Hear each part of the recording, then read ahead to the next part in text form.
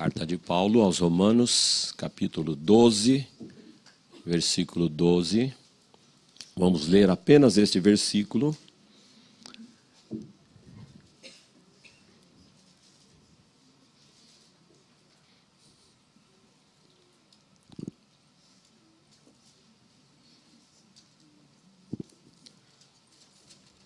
Regozijai-vos na esperança, sede pacientes na tribulação, na oração perseverantes. Mais uma vez, regozijai-vos na esperança, sede pacientes na tribulação, na oração perseverantes. Amém. Os irmãos podem assentar-se. Eu quero compartilhar com vocês sobre oração e também sobre missões.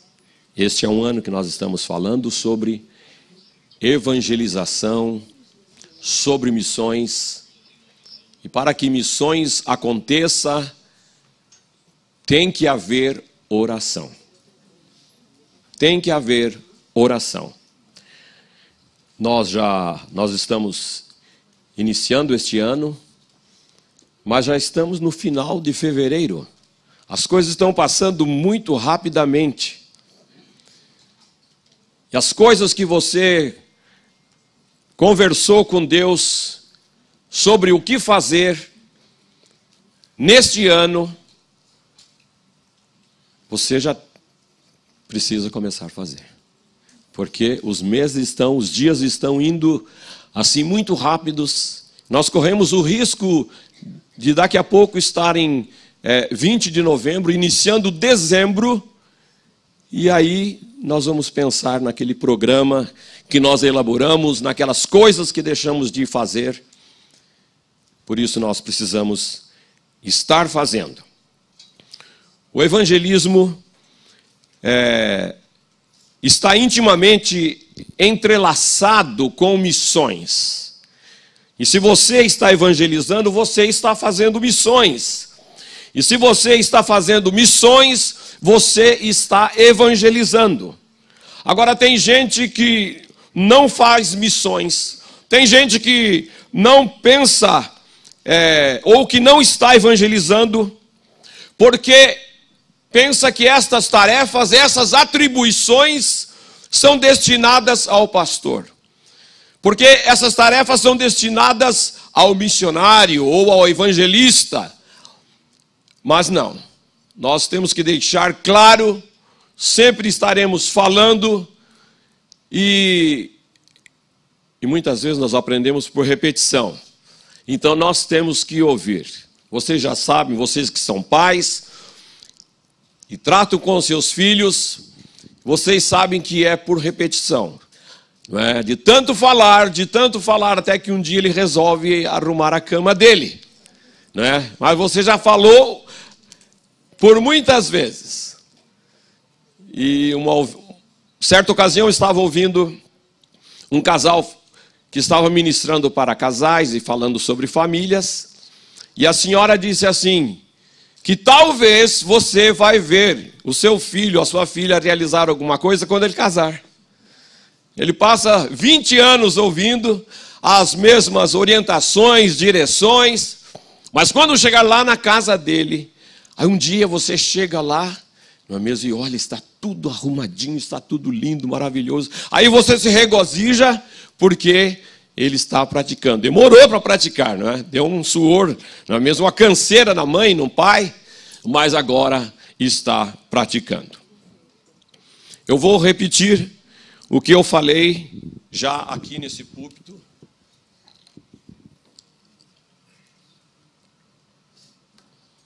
Uau! Ainda bem que eu não soltei a garrafa aqui, senão ela ia cair. Me ajude, por favor, ou senão deixo aqui no chão. Eu quero compartilhar com vocês. Eu sei que nós temos muita gente nova no nosso meio, graças a Deus por isso. E nós também temos, assim, irmãos que já estão há muito tempo Mas eu vou atribuir aquilo que nós chamamos de esquecimento. Nossa! Não é? Eu sei que muita gente guarda, anota e fala assim, não, pastor, eu lembro quando você falou isso. Não é? Mas Paulo disse assim que para ele era assim gostoso voltar a falar nesses assuntos, porque isso ia formando, ia fortalecendo o coração da igreja. O escritor Rubens Amorese escreveu que existem duas palavras que o diabo gosta muito de usar na igreja. Uma delas é missionário e a outra é leigo. Essas duas palavras criam uma limitação ao gosto dele. Vocês sabem que eu não tenho o costume de fazer certas coisas durante a pregação, mas hoje eu vou fazer. Então vai lá, isso que eu não gosto de fazer. Pergunte para quem está ao seu lado, você é leigo ou você é missionário? Fica a resposta com você. Se você é um leigo ou se você é um missionário. Agora, a primeira palavra, o leigo, ela desqualifica a grande maioria dos cristãos, colocando eles numa categoria de meros coadjuvantes, pessoas que estão ajudando e que prestam algum tipo de ajuda, o auxílio na tarefa missionária na igreja. Eu sei que é importante todas as tarefas que nós fazemos para que a obra do Senhor, ela continue triunfando. Ontem mesmo, no trabalho que nós fizemos aqui, é algo para o reino de Deus, para a obra missionária. Só que às vezes algumas pessoas falam assim, mas eu já fui lá, cuidei daquela barraquinha, vendi muito alimento, a minha cota de missão já está realizada durante o ano. Engano seu. Nós não vamos ter isso todo sábado. Mas existem outras tarefas que nos envolvem no trabalho de evangelização, no trabalho missionário. E a outra palavra, a segunda, quer dizer missionário. Qualifica uma pequena minoria como sendo os únicos sobre quem pesa a responsabilidade de realizar estas tarefas. Com essas duas palavras, o diabo conseguiu ou consegue nocautear e colocar fora de combate a maioria dos cristãos. E é interessante notarmos que esta palavra, missão, ela aparece somente 2 vezes no Novo Testamento.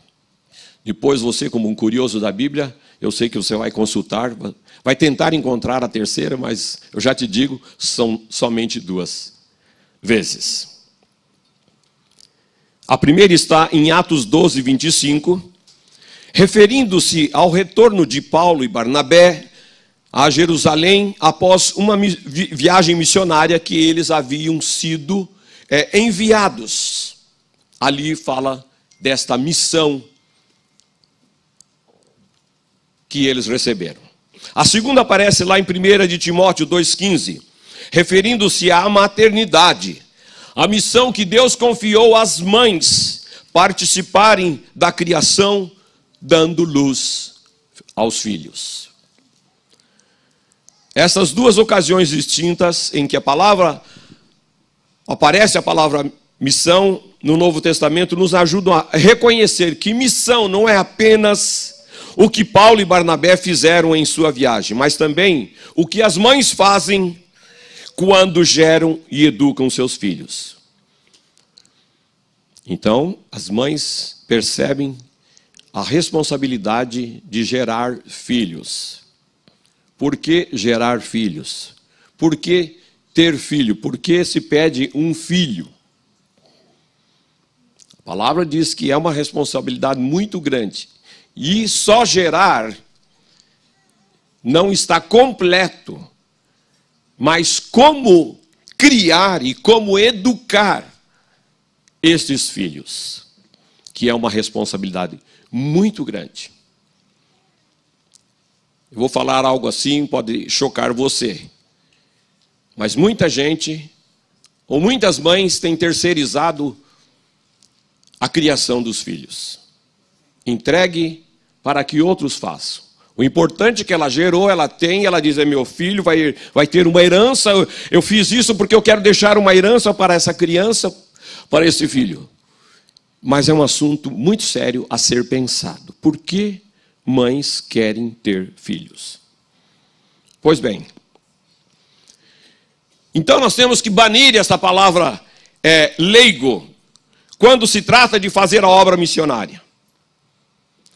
E também ensinarmos uns aos outros que nós temos aqui neste mundo, que nós estamos aqui nesse mundo de passagem. E que a nossa missão é fazer missão. Nós estamos aqui de passagem. Você já deve ter ouvido alguém, quando na evangelização, as pessoas falam assim, mas eu tenho uma missão para cumprir aqui na terra. Não é? E aí vem uma história que a missão dela não é nada essa missão da palavra de Deus. Mas nós cristãos sabemos que a nossa missão aqui, ainda que seja curta, mas é fazer missão. Por outro lado, nós precisamos buscar uma compreensão mais abrangente e bíblica da palavra missionário. O apóstolo Paulo, em suas viagens, não foi mais missionário do que uma mãe ao dar luz filhos e se dedicar a educá-los juntamente com o pai. Por favor, pais, não fujam dessa responsabilidade. Não entregue a sua responsabilidade de pai para somente a mãe. Eu sei que você trabalha 8, 12 horas, mas você tem um tempinho de fazer e cumprir essa tarefa. De exercer esse ministério, que é um trabalho importante. O escritor Rubens Amorese, ele diz que se fôssemos tão consagrados e responsáveis em nossas atividades locais, profissionais ou familiares, como os missionários que vão para os outros países ou etnias, teríamos uma Jerusalém forte e comprometida, que as nossas igrejas locais e famílias se transformariam numa fábrica de missionários. Pensem bem nisso, como um sonho a ser realizado aqui na nossa igreja, na nossa comunidade. Pensem bem nisso, como Strong Tower, fábrica de missionários. Aleluia! Não é? Não tinha para mais ninguém. Todos nós, sabendo que somos missionários de segunda a segunda, em tudo aquilo que nós fazemos, aonde nós vamos, aonde nós nos movemos. Um missionário, por isso, para ser esse missionário, nós precisamos pensar como missionários. Nós precisamos orar como missionários. E nós precisamos também agir como missionários. O missionário é aquele que fala de Jesus o tempo todo. Ele não perde as oportunidades, ele testemunha. E se ele não fala, com a sua vida vai falar sobre Jesus, sobre o reino de Deus. Por isso não deixe que Satanás venha sussurrar nos seus ouvidos que você é leigo em missões e que você não faz parte dessa tarefa. Isso está delegado para outras pessoas. Eles têm mais capacidade do que eu. Mas você é responsável por isso.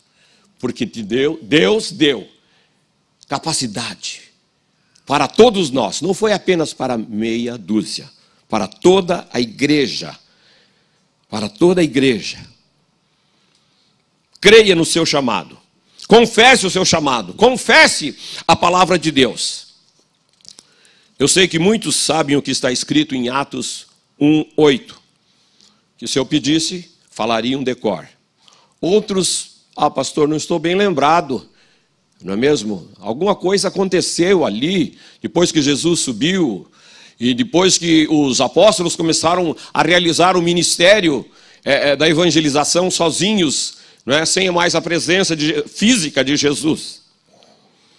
Mas se você quiser procurar ou anotar para ler em casa, não é? Atos 1:8.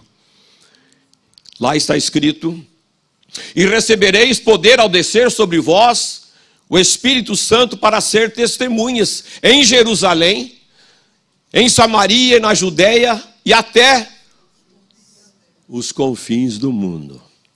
Até os confins do mundo.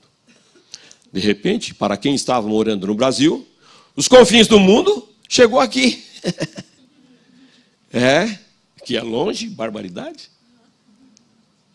Aí você fala, eu já estou nos confins do mundo. E o que eu estou fazendo?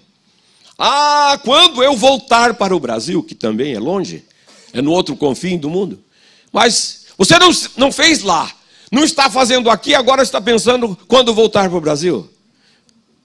Você está enganado. Comece a fazer agora aquilo que Deus já deu poder para você realizar, para você executar. Nós somos a igreja de Cristo.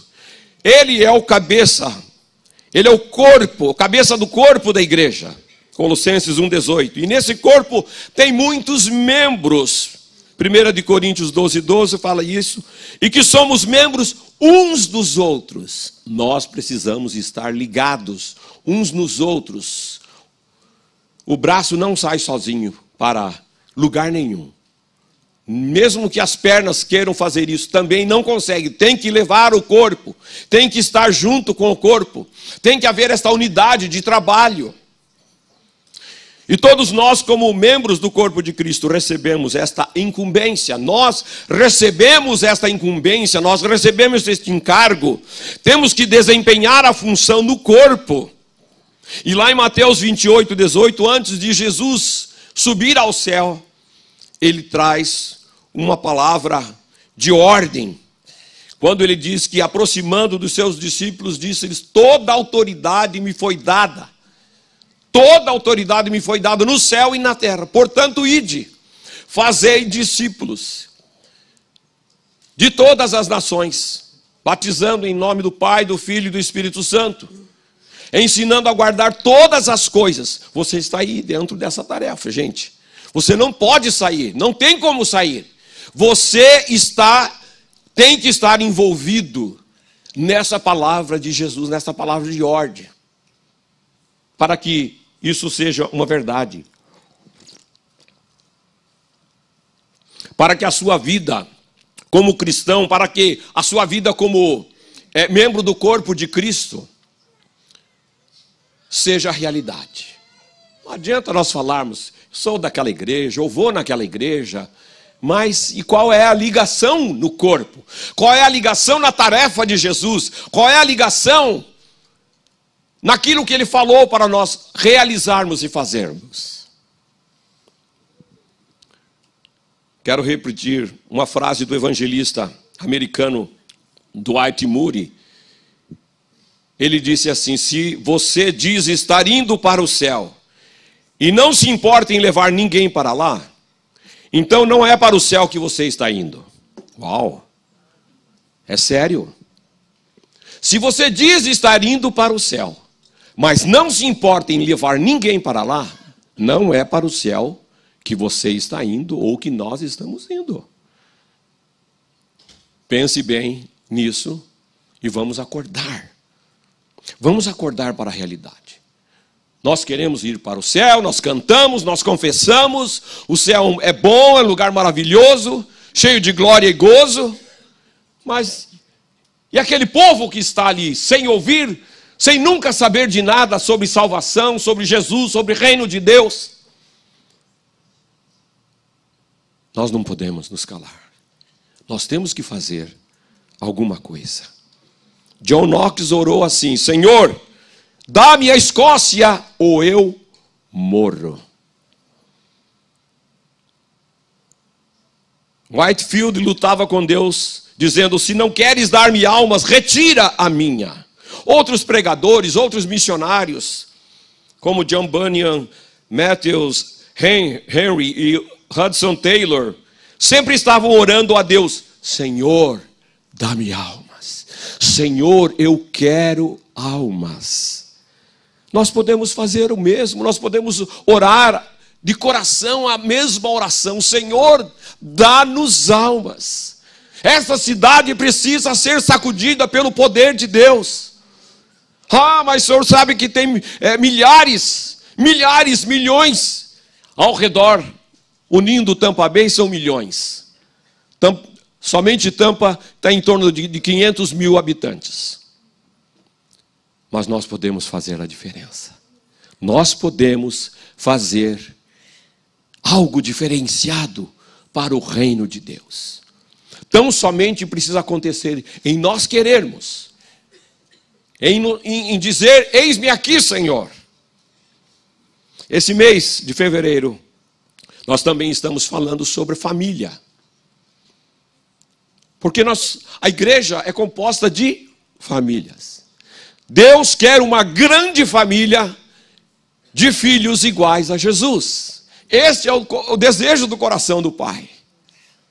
Ter uma grande família de filhos iguais a Jesus. Por isso, eu te convido a abrir a palavra de Deus no livro de Samuel. Primeiro,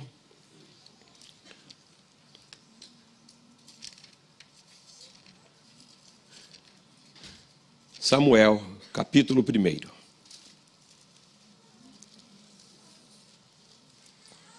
Essa história você conhece.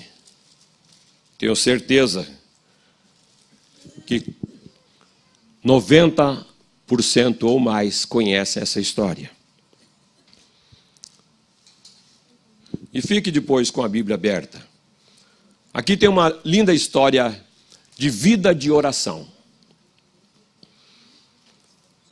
Vida de oração. Por isso que eu coloquei ali, missões é aqui.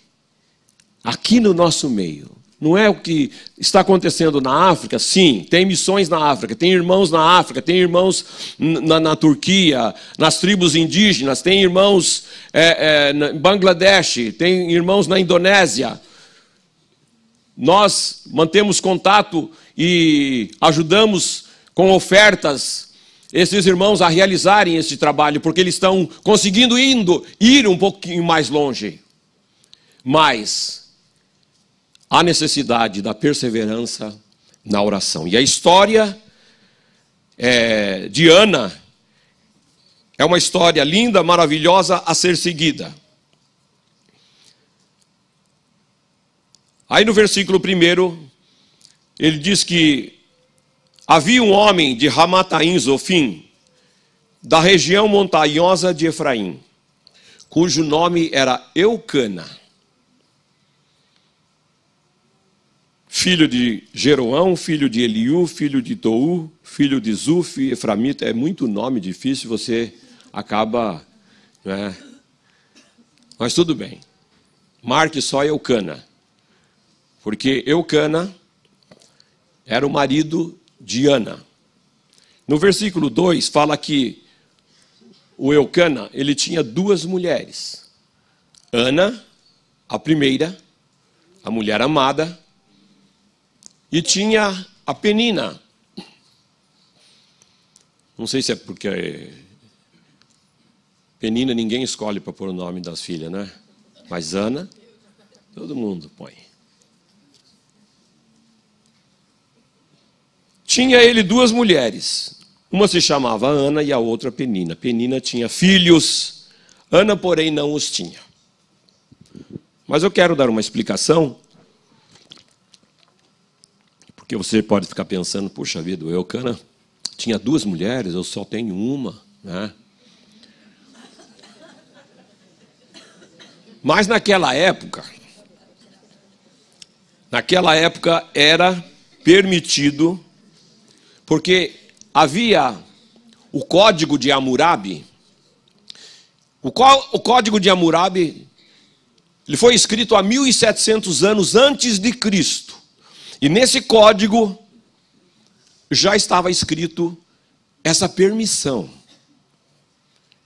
Que quando você casasse, não é, no caso da primeira esposa, lógico, fosse estéril, aí você podia ter a segunda para ter procriação. Então, isso aí foi incorporado na lei judaica, está lá em Deuteronômio 21, 15 a 17. Bom, compreendido esse fato, nós evitamos julgar mal certas passagens bíblicas, não é? Então foi isso que aconteceu. Mas aí, nesses versículos, nós vamos ver essa debilidade que Ana tinha, porque a outra tinha filhos e ela não tinha filhos. E essa mulher, então, ela tem um desejo de ter filhos. E ela vai se entregar a uma vida de oração. Porque Ana, ela está desejosa por um filho, ela está desejosa por uma alma, e então ela se entrega à oração, ela é perseverante na oração. Eu sei que muitos homens foram levantados na história, pastores, pregadores, porque suas mães oraram por eles. E até aqui dentro mesmo, alguns, talvez não existisse se não fosse a oração da mãe, ou pela determinação dela dizer, eu quero este filho. Mas, Dona Maria, a senhora, se continuar nessa gravidez, ou vai morrer a senhora, ou vai morrer a criança. Vamos tirar essa criança. Não. Eu confio em Deus. Eu quero este filho. E vai ser feita a vontade de Deus. Talvez você esteja aqui sentado. Eu conheço outras pessoas que passaram por isso, mas que a mãe honrou, teve fé e continuou crendo que Deus, e hoje ele é um pregador da palavra de Deus. Outros pregadores nós conhecemos, não vou citar nomes aqui, mas isso aconteceu. Se analisarmos a época, os dias que Ana estava vivendo, era uma época de decadência espiritual. Lá no livro de Juízes já fala, no último versículo, diz que não havia rei em Israel e cada um fazia as coisas do seu jeito. Pensa bem. Mas Ana, ela foi despertada para orar. Culturalmente era uma época também hostil. Veja o versículo novamente 1 e 2. Porque ali existia a poligamia. A família estava em declínio. A família estava fragmentada. Havia contenda entre os filhos. A outra tinha filhos e Ana não tinha. Ana poderia muito bem cair no desespero, na reclamação, na murmuração, dizendo, eu não aguento mais, essa dor para mim já é demais, esse problema está me consumindo, eu estou sendo oprimida, eu sou desprezada, a despeito de tudo isso, Ana não se acomoda, Ana não se acovarda, não se intimida com essas coisas, mas ela se põe em oração. Ela é perseverante na oração. Não era apenas algo que ela desejava simplesmente para exibir como um troféu para a outra ou para as vizinhas, mas ela sabia por que ela queria um filho. Qual era o propósito de ter um filho? Por isso ela é paciente na tribulação. Ela é perseverante na oração. Versículos 6 e 7. Ana orou mesmo sofrendo humilhações da sua rival. Olha, a Penina não era fácil. A sua rival a provocava excessivamente para irritar, porquanto o Senhor lhe havia cerrado a madre. E assim o fazia ele de ano em ano, e todas as vezes que Ana subia à casa do Senhor, a outra irritava pelo que chorava e também não comia. Você já pensou em morar debaixo do mesmo teto com outra mulher que é a mulher do seu marido? Você já pensou que esta segunda mulher faz de tudo para provocá-la, para irritá-la, para provocar em Ana o desespero e a angústia. Na verdade, ninguém sabe o que a Penina falava ou dizia para Ana. Mas dá para ter uma ideia.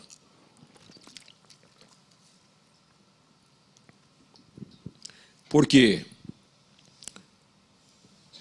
talvez você concorde comigo, pessoas de Deus não vivem a infernizar a vida dos outros.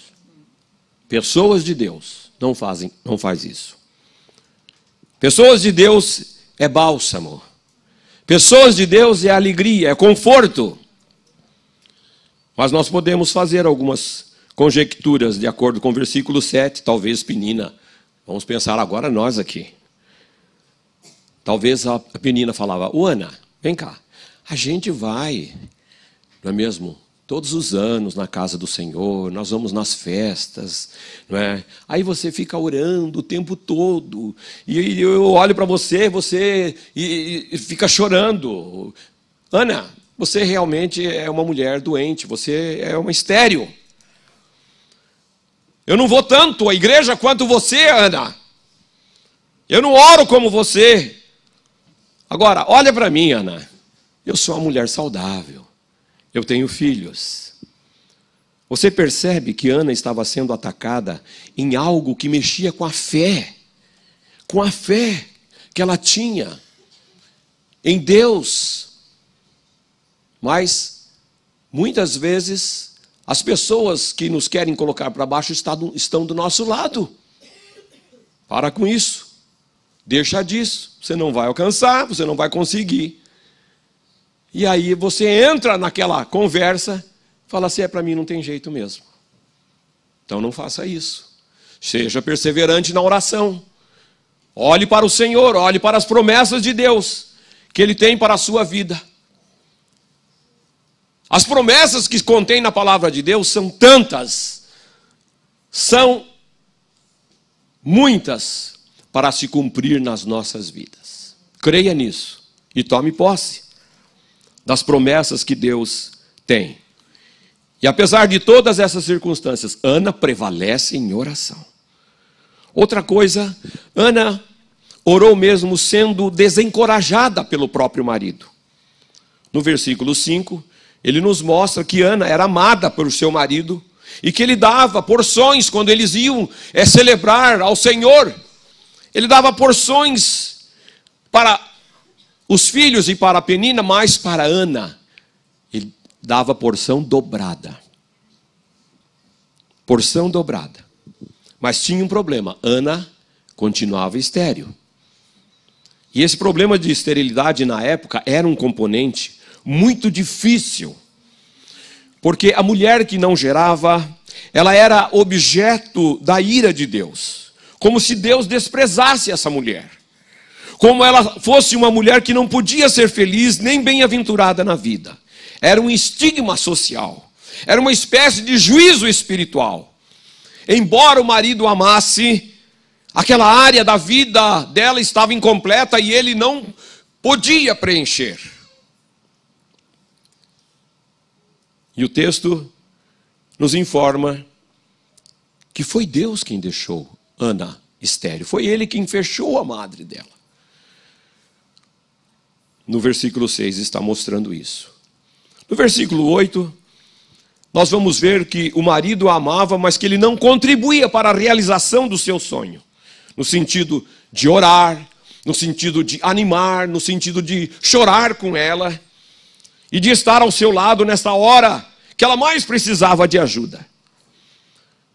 Eucana, como marido, ele deveria ter tido um comportamento diferenciado. Um comportamento de um homem de oração. Ele poderia falar, Ana, vem cá, minha esposa amada. Vamos lá para o quarto. Quero orar contigo. Eu vou ministrar na sua vida, Ana, para que Deus abra a sua madre. Que Deus te cure e esse desejo do seu coração seja realizado. Era isso que Eucana deveria ter feito. Mas ele não fez. E Deus fala ao seu coração nesta manhã, o que você tem feito para estar ajudando, levantando a sua esposa numa atitude de encorajamento, orando com ela, compartilhando com ela, mas de repente você não ora com a sua esposa. Ou melhor, você nunca orou com a sua esposa. E na hora da dor, na hora da aflição, você continua a mesma coisa. Não fazendo aquilo que Deus confiou como pastor da sua casa, como sacerdote da sua casa, trazendo a bênção de Deus para a sua família e principalmente para a sua esposa, ajudadora, auxiliadora, que está ao seu lado todos os dias, todos os momentos. Ore com a sua esposa, mude essa situação. Não, ela ora no quarto, eu oro aqui no meu quarto, no meu canto, cada um por si. Que é isso? Onde está a unidade familiar? Ore, chore, mostre que você também tem dificuldades e falhas. De repente é ela que precisa orar por você. Ah, disso eu tenho medo, pastor, porque quando ela ora, acontece. Ore e comece a orar juntos, então. Deus vai ouvir a sua oração. Deus vai atender a sua oração. Deus vai encaminhar a sua família por causa da sua oração. Mas se você não ora, existe uma brecha muito grande em tudo isso. Seja o problema que for. Feche essa brecha, orando, se dedicando à oração, conversando com a família, ministrando na vida dos filhos. Você precisa orar com a sua família. Você precisa ser um homem de oração. Uma mulher de oração. Ele poderia falar: Ana, esse problema de esterilidade é sério, acontece. Mas Deus ouviu a oração de Sara. Deus ouviu a oração de Rebeca. Isaac orou pela Rebeca, pelos nossos antepassados. E Deus pode agir na sua vida também. Mas o Eucana fechou a boca e não falou nada. Por isso, queridos homens, se posicionem como pastores e sacerdotes da sua casa. Faça a oração da prevenção para não ter que fazer a oração do desespero. Ô, pastor, eu não sabia disso. Oração do desespero? É quando as coisas já aconteceram. Agora, meu Deus, o que eu vou fazer? Não é? Arrancar os cabelos não vai resolver nada. Mas você deveria ter orado antecipadamente. Você deveria ter orado, feito a oração da prevenção. Ana está enfrentando dificuldades de orar dentro da sua casa, porque a sua rival a provoca e o seu marido a desencoraja. Ela não tem ninguém ao redor dela para ajudá-la nesse momento, mas ela persevera sozinha na oração. Quando a família podia estar unida em favor de Ana. Ana, vem aqui, nós vamos orar por você. Você está passando esse problema. Não é? Penina tinha vários filhos e filhas. Tinha o marido. Mas parece que em nenhum momento eles foram despertados para fazer isso em benefício da pessoa da casa, da pessoa da família. Eu conheci um slogan da Igreja Católica há muitos anos atrás que dizia assim: a família que reza unida permanece unida. Não sei se eu sou o mais antigo aqui, alguns lembram. Ei, pastor, me ajuda aí. A igreja, a família que ora unida, permanece unida. Isso serve para os jovens que vão se casar também. Comece a praticar isto. Vamos orar juntos. Vamos orar juntos, para nós permanecermos juntos. Orem com seus filhos. Outro ponto, Ana orou ao Senhor, mesmo sendo acusada dentro da casa de Deus, lá no versículo 13 e 14. Olha aí. Porquanto Ana só no coração falava, seus lábios se moviam porém não se lhe ouvia voz nenhuma. Por isso Eli a teve por embriagada. Quem era Eli? Era o sacerdote. Aí o sacerdote, ele está aqui olhando, não é mesmo? Observando as pessoas. O que eles estão fazendo agora? Estão orando. E Ana estava assim, de longe. Ele não ouvia nada. E aí, o que ele fez? Ele julgou. Ele fez um julgamento. Ele disse assim: até quando estarás tu embriagada? Aparta de ti esse vinho. Uau, o sacerdote deu uma dura na Ana. Mas ela, como estava nesse espírito de oração, não é mesmo, esperando em Deus, talvez ela pensou assim: puxa vida, ele não sabe o que ele está falando, mas eu também vou ficar aqui, não é mesmo, em paz com Deus. Ela podia ter se levantado, falado alguma coisa contra ele, mas ela não fez isso. Ela continuou nesse espírito de oração. Ela sabia o que ela queria. Nem o sacerdote ia tirar ela do propósito. Ela só fala para ele e diz assim: não, meu Senhor, no versículo 15, eu não sou atribulada. Eu não sou mulher atribulada de espírito, não bebi nem vinho. Não, melhor, desculpa. Não, Senhor meu, eu sou mulher atribulada de espírito. Eu não bebi nem vinho, nem bebida forte. Porém, venho derramando a minha alma perante o Senhor. Então, Ana creu na palavra de Deus, que era possível ela ter um filho. E nos versículos 17 e 18, o mesmo sacerdote que pronunciou aquilo contra Ana, aí ele teve uma outra visão da situação. Aí ele volta e fala com Ana.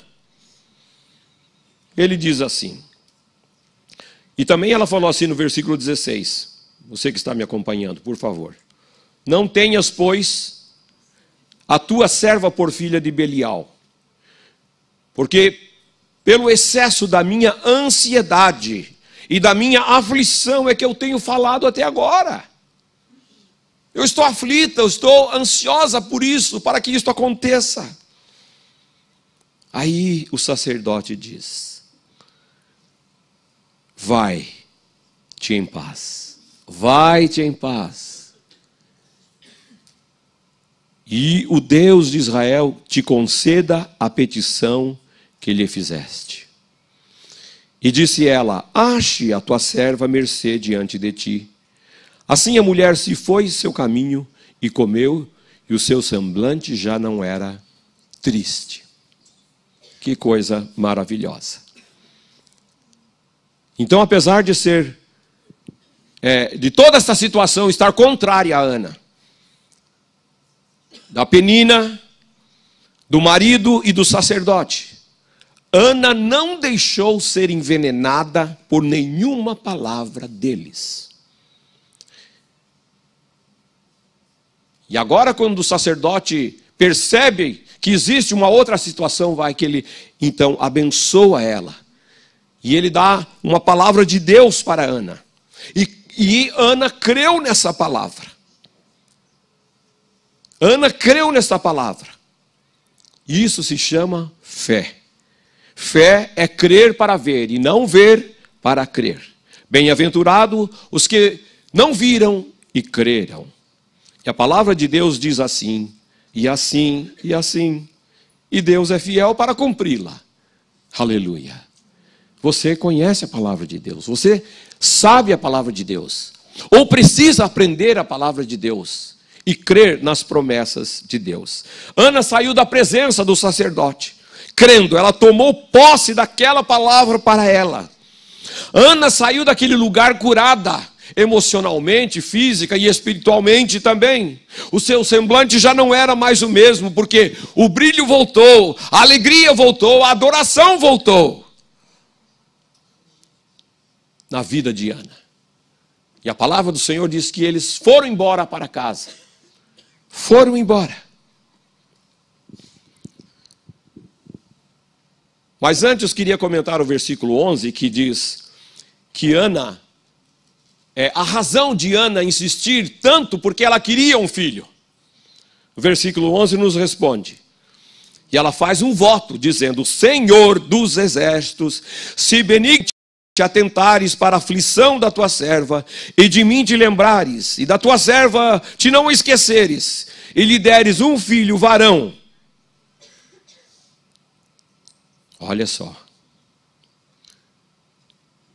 Ela não falou: eu vou fazer desse filho um presidente da república. Esse menino será menino prodígio. Ou essa menina será um engenheiro, será um cientista, será isso, será aquilo. Eu vou investir tudo que eu tenho na minha vida, na vida desta criança. Porque eu não fui, eu quero que ele seja, ou que ela seja.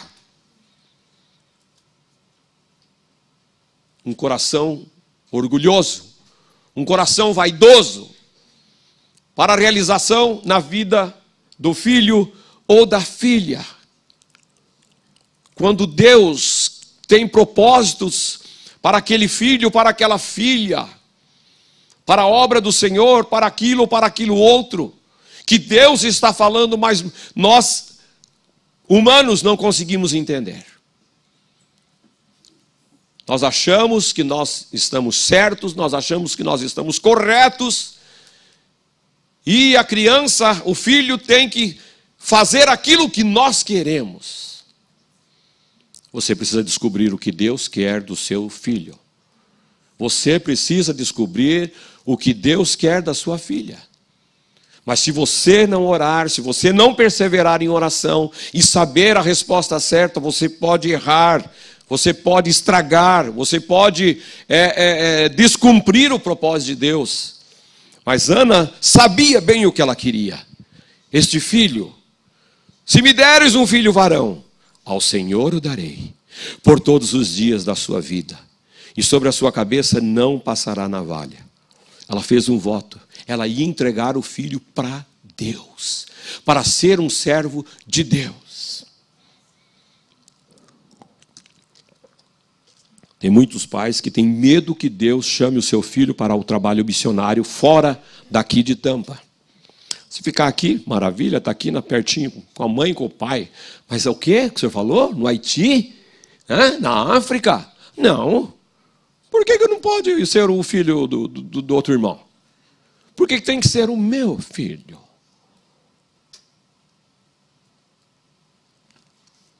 Mas Deus faz isso. Quando Ele tem propósitos diferenciados conosco, com os nossos filhos, Ele vai fazer. Ouça que a voz do Senhor está falando o que Deus quer dos seus filhos, porque eles não são mais seus. Eles são do Senhor. Você um dia veio e entregou, consagrou, apresentou. Agora confia em Deus o que Ele vai fazer com o seu filho, com a sua filha. Se Ele chamar, amém. Procure fazer o melhor para que Ele vá. Ele esteja lá obedecendo, lá ou aqui, seja o lugar que for. Seja para ser médico aqui, seja para ser médico lá, distante. Quantos que terminaram medicina, o pai estava, vou montar um consultório, uma clínica dentária, isso, tal. Papai, o que aconteceu? Eu tenho uma notícia boa para lhe dar. Eu vou para missões. Eu vou servir o Senhor na China. China? Não pode ser Nova York? Não pode ser, não é mesmo? Outros países? Suécia, Suíça? Mas Deus falou que é lá na China, pai. E o pai que entendia o conselho de Deus, amém. Nós te abençoamos, minha filha.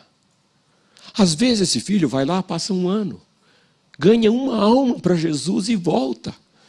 Mas para Deus, você já sabe. Eu vou repetir para ficar mais forte no nosso coração. Uma alma vale mais do que o mundo inteiro. Ana sabia o que estava pedindo. Por que ela estava pedindo? Agora você que não conhece a história pode pensar assim, mas Deus deu um filho e ela foi lá e deu para Deus. Ficou sem filho? Não. O mesmo profeta que falou para ela, o sacerdote, falou que ela ia ter filhos e filhas, e ela teve. Não é mesmo? Pelo menos, acho que era 2 irmãos e 2 irmãs. E Samuel foi um homem que, vamos falar assim, em português, claro, arrebentou. Foi um homem de Deus que fez mudanças extraordinárias na vida de Israel. Através dele, 2 reis foram ungidos. Aquela desordem que estava ali foi consertada por causa da vida de Samuel. Um homem que temia a Deus. Um homem valoroso. E é isto que o Senhor quer fazer nos nossos filhos. Homens e mulheres valorosos para a sociedade, para a igreja do Senhor, para o reino de Deus. Aleluia. Aleluia. Acompanhe na sua Bíblia. Nós vamos encerrar logo. Levantaram-se de madrugada. Versículo 19. E adoraram perante ao Senhor. E voltaram e chegaram em sua casa, a Ramá. Eucana coabitou com Ana, sua mulher. E lembrando-se dela o Senhor, ela concebeu. E passado o devido tempo teve um filho que chamou Samuel, pois dizia, do Senhor o pedi. Subiu Eucana, seu marido, com toda a sua casa a oferecer novamente sacrifícios ao Senhor, o sacrifício anual, e a cumprir seu voto. Ana, porém, não subiu e disse ao seu marido, quando o menino for desmamado, levá-lo-ei para ser apresentado perante o Senhor e para lá ficar para sempre. Respondeu-lhe Eucana, seu marido, faze o que melhor te agrade. Fica até o que o desmames. Não tão somente confirme o Senhor a sua palavra. Assim ficou Ana e criou o filho ao peito até que o desmamasse. Havendo-o desmamado, levou-o consigo com um novilho de 3 anos, uma efa de farinha, um odre de vinho, como era costume, e o apresentou à casa do Senhor, lá em Siló. Era o menino ainda muito criança. Imolaram o novilho, trouxeram o menino a Eli. E disse ela, meu Senhor, tão certo como vive, eu sou aquela mulher, lembra de mim? Eu sou aquela mulher que aqui esteve contigo, orando ao Senhor. Por este menino orava eu. E o Senhor me concedeu a petição que eu lhe fizera. Pelo que também eu trago como devolvido ao Senhor, por todos os dias que viver, pois do Senhor o pedi. E eles adoraram ao Senhor. Depois, no capítulo 2, tem o cântico de Ana. Você deve ler, você vai se alegrar. Não é? O meu coração se regozija no Senhor, na minha força. O Senhor é a minha força. Amados, e eu sei que nós temos aqui muitas irmãs que sonham em ter filhos, outras vão sonhar em ter filhos.